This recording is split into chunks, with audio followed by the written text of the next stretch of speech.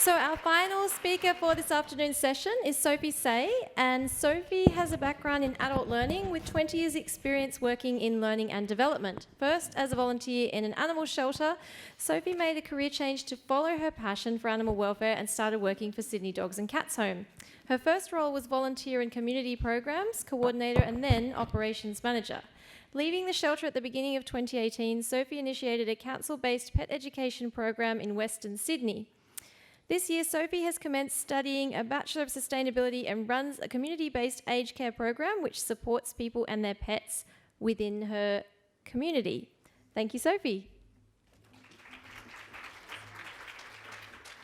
Hi everyone, tough gig, hey? Last speaker of a very long and very, very interesting conference. And I just want to say how inspired I am once again by you guys, amazing group of people. And I just wanted to frame a bit about why I'm standing here today. Is 2 years ago I was sitting down there watching a fellow called Miles Chadwick, and he's from Emancipet in the United States.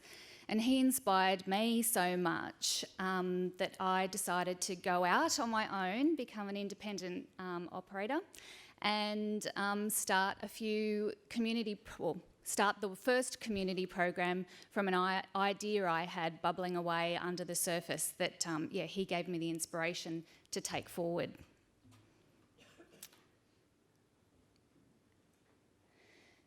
I just wanted to put up very quickly this process. I know a lot of the wonderful speakers before me have spoken about process and data and how important it really is.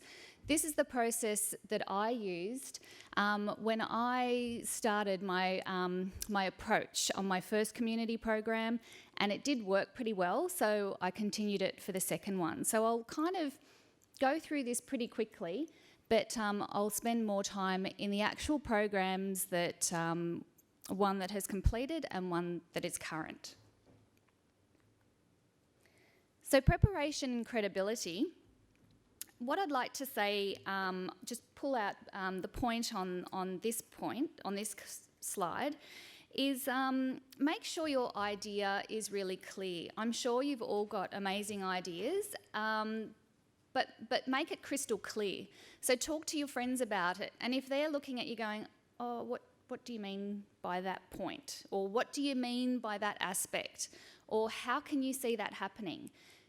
It will help you refine your scope and help you become much clearer in what your message is going to be to your potential stakeholder or your future stakeholder.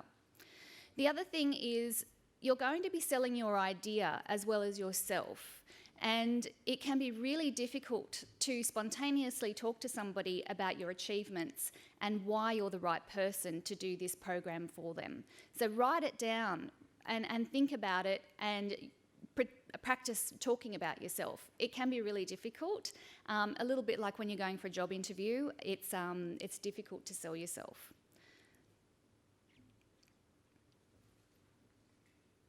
Pitching the program. So when you pitch a program, you're going to have to make contact with a stakeholder. So select who your stakeholder is going to be and be bold, okay? Don't be frightened. The worst thing that can happen is they say no. You've got everything to gain and really not very much to lose at all. So be brave, be bold, and make contact with the CEO, make contact with the general manager. Nothing's going to happen to you.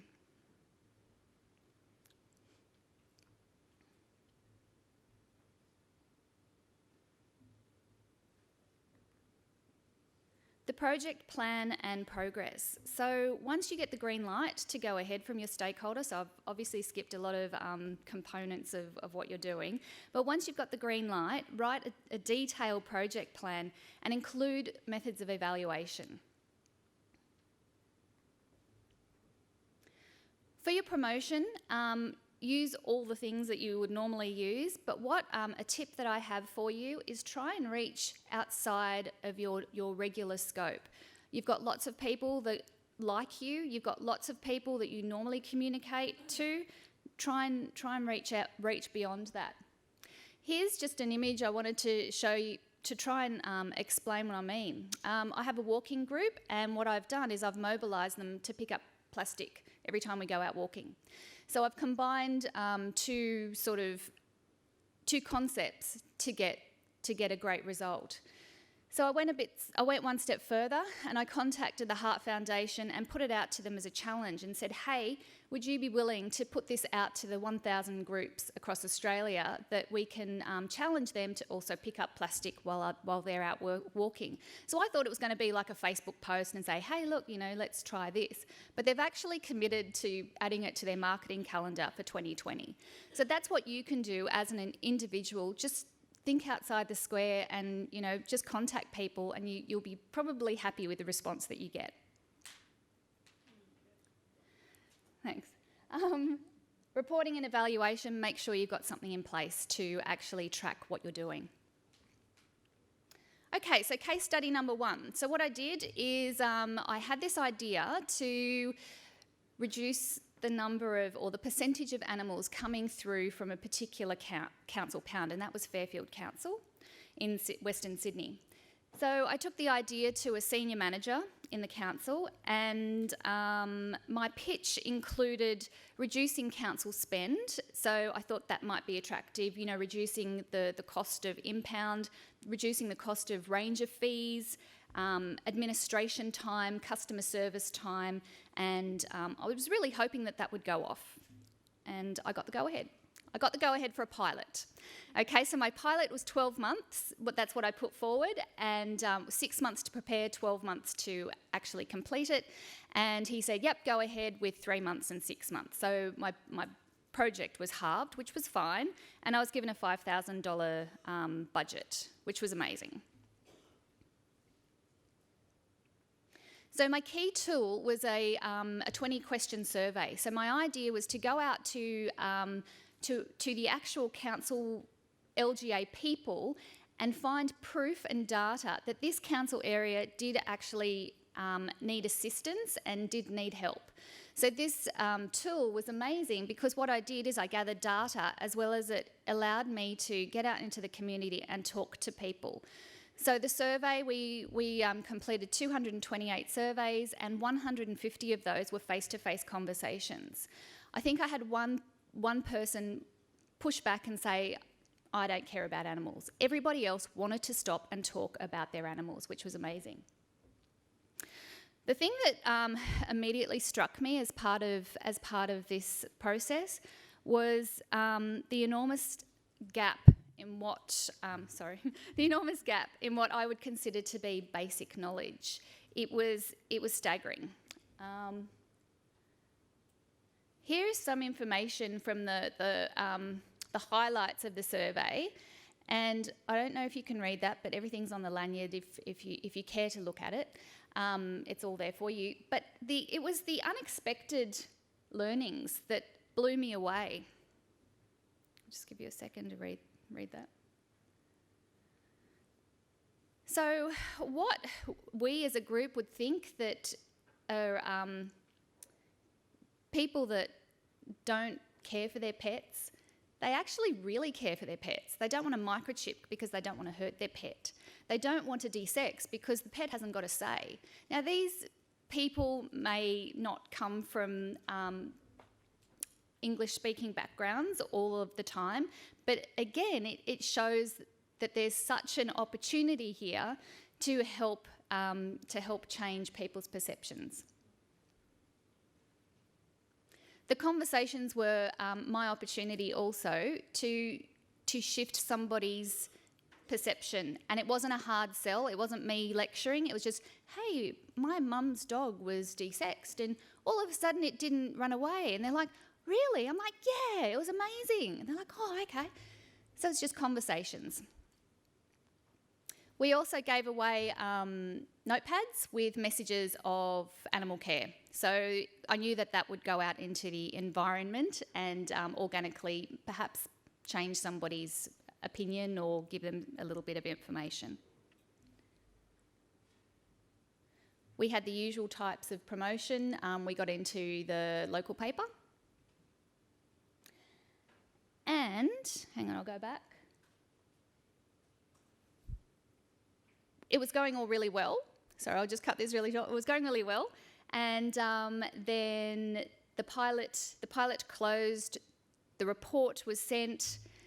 We were funding, people were looking for funding for me, and then all of a sudden, the person that I had approached at that time, his role changed, and a new manager came in and didn't think that the program was worthwhile, so it died a very quick death. So that was the end of that program, and my learning for that was that I really shouldn't have relied on one person to make this program a success. So again, it wasn't any waste of time because I had all this great data that's available to you if you'd like to look at it. Just contact me. And also, it helped focus me to a different grassroots path, more to a community-based level where there wouldn't be any restrictions from maybe, you know, a council type of red tape situation. So I started our community Pet Owner Support Network. So Pet Owner Support Network, what I did was I approached a local community organisation, just a community centre, and said, hey, what would you think if I ran a program under your banner and I will be the volunteer manager of it and I can just basically use your name. What do you think? And they said, well, what's the project? And I said, what I'd like to do is go into people's homes, recruit some volunteers and help seniors and people that can't help look after their pets. And she said, yep, great. An MOU was signed. The community responded incredibly well. And that's what's happening at the moment. Aligning with a community organisation was probably the best move that I could make. All my volunteers are covered under insurance through the community centre. They run the police checks and the working with children checks for me.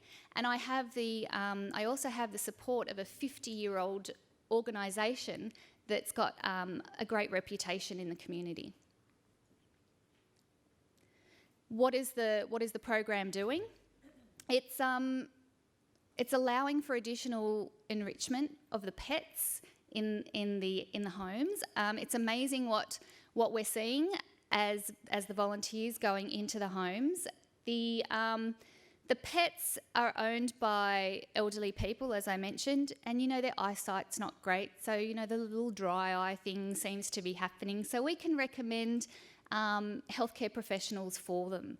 We can take them to the vets for them, take them to the groomers because their fur is really matted and it's really hurting their skin, but we do it gently. So we don't judge the person because the animal's not in the condition that we would think is A-okay, but it's just this gentle approach. The other thing is for the community itself, it's amazingly it's just lovely to see how the people respond themselves because they're isolated. A lot of them are isolated, and it's just like one quote that kind of brought me to tears, and I just kind of went, okay, I got to go, bye. Was oh, thanks for coming today. I hadn't seen anyone all week, and it really cheered me up.